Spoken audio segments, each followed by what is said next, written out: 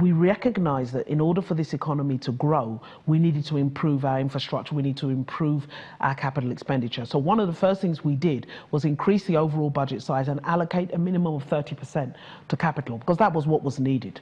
And, you know, we inherited, and just by contrast, situation where for the whole federation, we only were able to spend 19 billion on roads in 2015.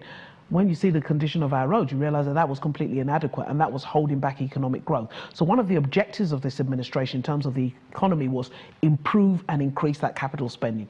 So the capital spending allocation at 30% is absolutely in line with our needs. Our needs to develop, our needs to create jobs are going to be driven by addressing our infrastructural gaps. Nigerians are very sensitive about borrowing.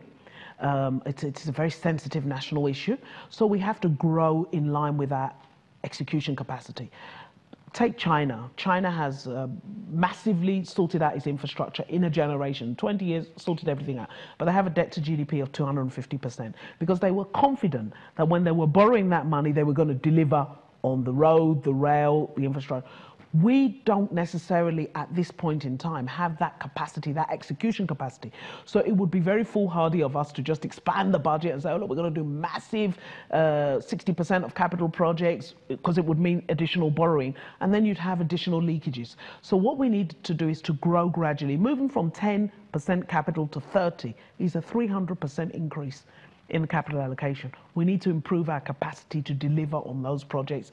And as we do so, you know, as we grow into it, we might be able to increase it from 30. But 30 right now is a really comfortable allocation to capital.